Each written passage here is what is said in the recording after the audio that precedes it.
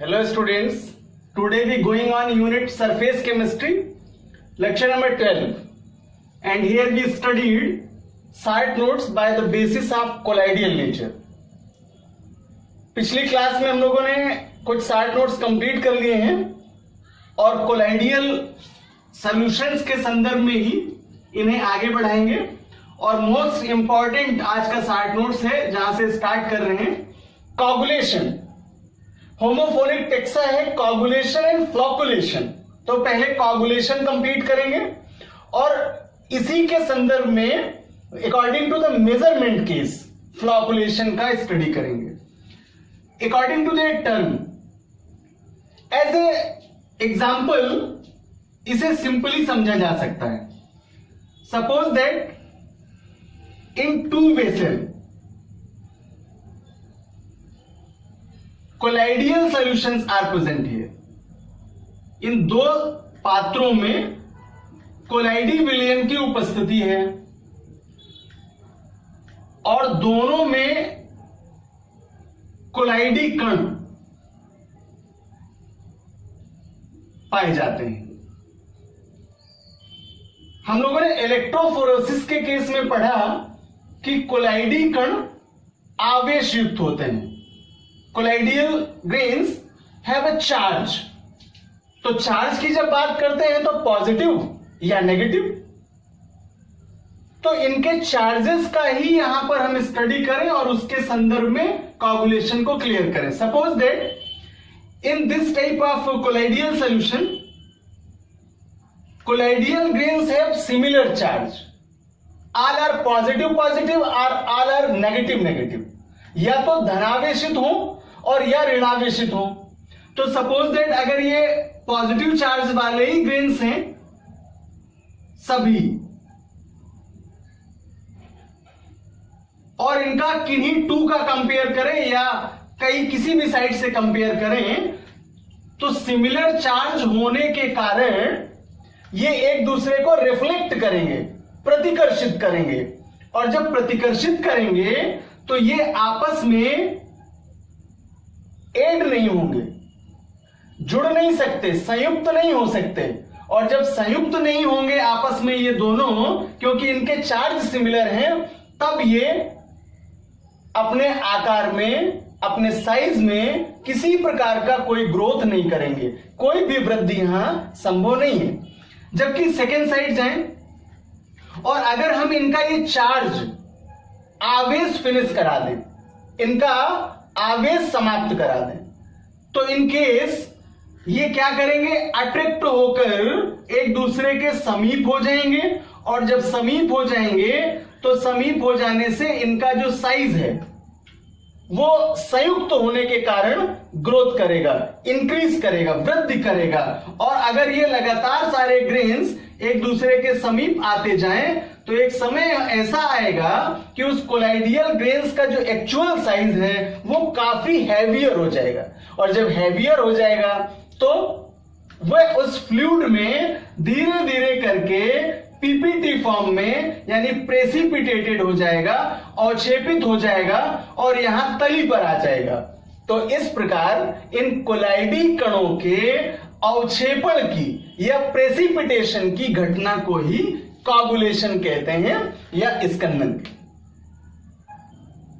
तो एग्जाम्पल के आधार पर अगर इसे परिभाषित करें तो एक सिंपल डेफिनेशन के माध्यम से इसे एक्सप्लेन कर सकते हैं। वैद्युत अपघट्ट के मिलाए जाने पर कोलाइडी विलयन के अवक्षेपण के प्रक्रम को स्कंदन कहते हैं। The phenomenon involving the precipitation of colloidal solution on addition of electrolyte is called coagulation। कुछ विजुअल एग्जांपल्स लें और कोगुलेशन को और स्पष्ट करें। फर्स्ट एग्जांपल आल्सो,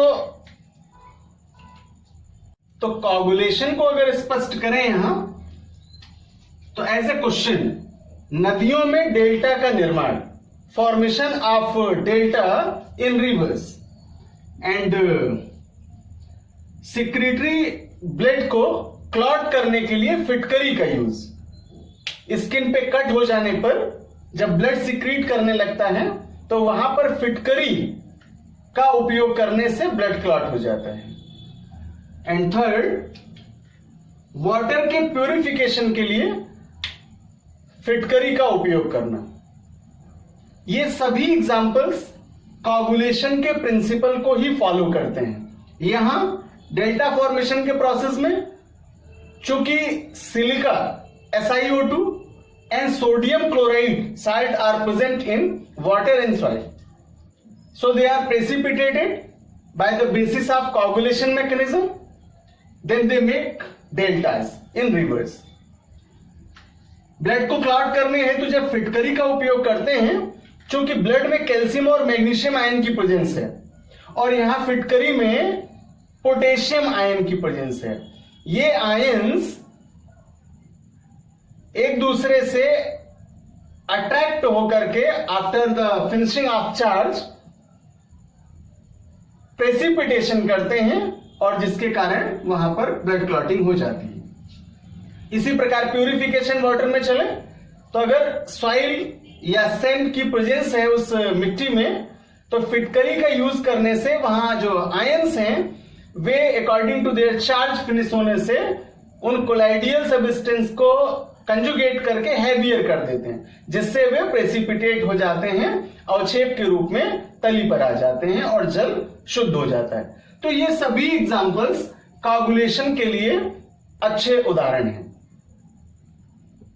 तो कोगुलेशन के संदर्भ में मोस्ट इंपॉर्टेंट लॉ का यहां स्टडी करेंगे, जिसे हार्डी-सुलजे रूल कहते हैं। And according to this law we says that the coagulation capacity of their ions are depend on their valencies, यानी जो संयोजकता है उस विपरीत मिलाए जाने वाले भाग की, जो कोलाइडी विलयन में मिलाए जाने पर स्कंदन के प्रोसेस को कंप्लीट करता है। तो हम इसके संदर्भ में अगर इस लॉ को पढ़ें तो कोलाइडी विलयन में मिलाए जाने वाले विपरीत आवेशित आयन की संयोजकता का मान जितना अधिक होगा उसकी उत्स्कंदन की क्षमता यानी कोगुलेशन की कैपेसिटी उतनी ही ज्यादा होगी।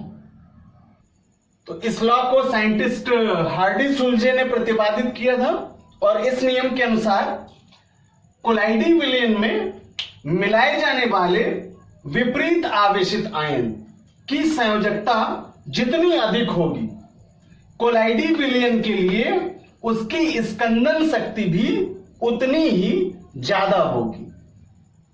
The greater is the valency of the oppositely charged ion of the electrolyte added to a colloidal solution, the faster is the coagulation of the colloidal solution.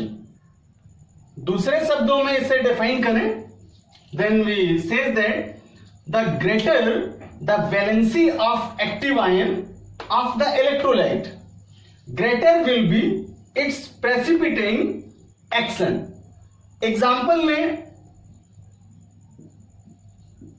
AS2S3 sol का, आर्सेनियस sulphide sol का, और यहां जब इसका coagulation कराते हैं तो ये डिफरेंट टाइप के साल्ट जैसे एल्यूमिनियम का साल्ट, मैग्नीशियम का और सोडियम का रिएक्ट करके इसे कोगुलेट करता है। तो अगर हम इन एलिमेंट्स के आयनों का एग्जाम्पल लें इसके लिए, जैसे मैंने कहा एल्यूमिनियम, तो एल्यूमिनियम पर ट्रिपल पॉजिटिव चार्ज होंगे, then magnesium dual positive charge होंगे and sodium single positive charge होगा। तो in the case of their ions we check its valency, और जब वैलेंसी के संदर्भ में पढ़ते हैं तो यूनिट आवेशों की संख्या उसकी संयोजकता को प्रदर्शित करती है, because the donating number of electron किसी एलिमेंट्स के वैलेंसी सेल में उपस्थित वे इलेक्ट्रॉन जो उसका स्टेबिलिटी कंप्लीट करने के लिए डोनेट किए जाएं या एक्सेप्ट किए जाएं और उसे स्टेबल कर दें अकॉर्डिंग टू कॉन्फ़िगरेशन, देन वो इलेक्ट्रॉनों का नंबर उसके लिए वैलेंसी कहलाता है। तो अगर हम यहां इन एलिमेंट्स के लिए उनके आयंस के आधार पर वैलेंसी रिप्रेजेंट कराएं तो एल्यूमिनियम की वैलेंसी है 3, यानी ये ट्राईवेलेंट है, और मैग्नीशियम की वैलेंसी है 2, ये बाईवेलेंट है, और सोडियम की वैलेंसी 1 है, अर्थात ये मोनोवेलेंट है। तो इन आयनों की अगर कोगुलेशन कैपेसिटी रिप्रेजेंट करें देन Al3+ सबसे स्ट्रॉन्गेस्ट होगा according to coagulation because it have their higher valency 3, then magnesium and then sodium. तो स्कंदन क्षमता का यह क्रम हमें प्राप्त होगा जो हार्डी-सुलजे रूल को प्रूव करता है। तो इसी आधार पर हम इसकी वैल्यू को रिप्रेजेंट करेंगे नेम्ड फ्लॉकुलेशन वैल्यू, फ्लॉकुलेशन मान। यहां जो डिफाइन कर रहे हैं इसे वो by the basis of their measurement. तो डिफाइन करें, it is defined as minimum number of millimoles. Remark करें इस बात को, minimum number of millimoles of electrolyte required to coagulate 1 liter of colloidal solution. So we says that coagulating power of an electrolyte is proportional to 1 upon coagulating value. तो हम कह सकते हैं कि किसी सॉल के स्कंदन के लिए एक वैद्युत अपघट्ट की आवश्यक न्यूनतम सांद्रता जो कि मिलीमोल प्रति लीटर में हो उसको वैद्युत अपघट्ट के लिए फ्लॉकुलेशन मान कहते हैं। एग्जाम्पल में फ्लॉकुलेशन वैल्यू के लिए यहां जो सॉल है वो FeOH का होल टेकन 3 फेरिक हाइड्रोक्साइड का सॉल है और इसे कोगुलेट करने के लिए लिया जाने वाला इलेक्ट्रोलाइट सब्सटेंस है पोटेशियम ब्रोमाइड KBr। तो जब KBr के द्वारा इस फेरिक हाइड्रोक्साइड के सॉल्ट को कोगुलेट कराते हैं तो ये अपने आयनों में ब्रेक डाउन करेगा और यहां K+ एंड Br- सबस्ट्रैक्ट होंगे। चूंकि Fe में आयन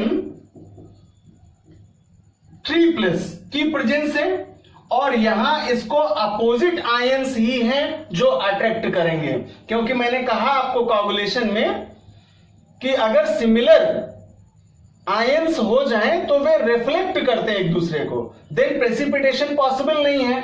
तो इसके लिए Br- कोगुलेट करने वाला आयन होगा और यहां पर इस आयन के लिए जो फ्लॉकुलेशन वैल्यू है, फ्लॉकुलेशन मान है, वे मेजर करते हैं 138।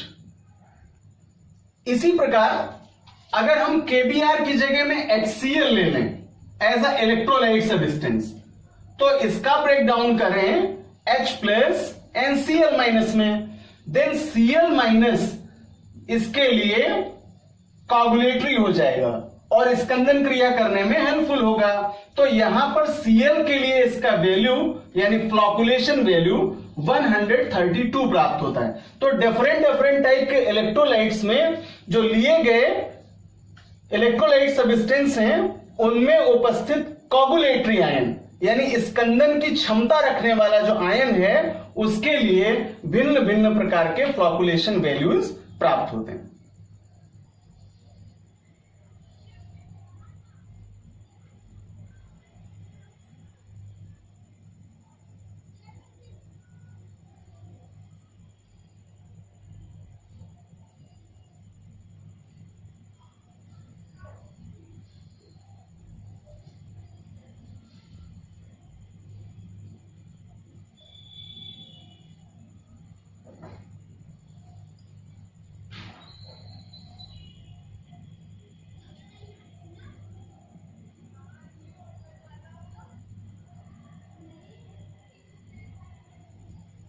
तो स्टूडेंट्स आज की क्लास में जो 60 नोट्स कंप्लीट किए हम लोगों ने, इसमें से शॉर्ट टर्म के एग्जाम्पल बेसिस क्वेश्चन भी आपको मिलेंगे। जैसे हार्डी सुलझे रूल में कई सारे ऐसे छोटे छोटे क्वेश्चन हैं जो 1 मार्क्स के वेरी शॉर्ट क्वेश्चंस के रूप में भी मिलते हैं।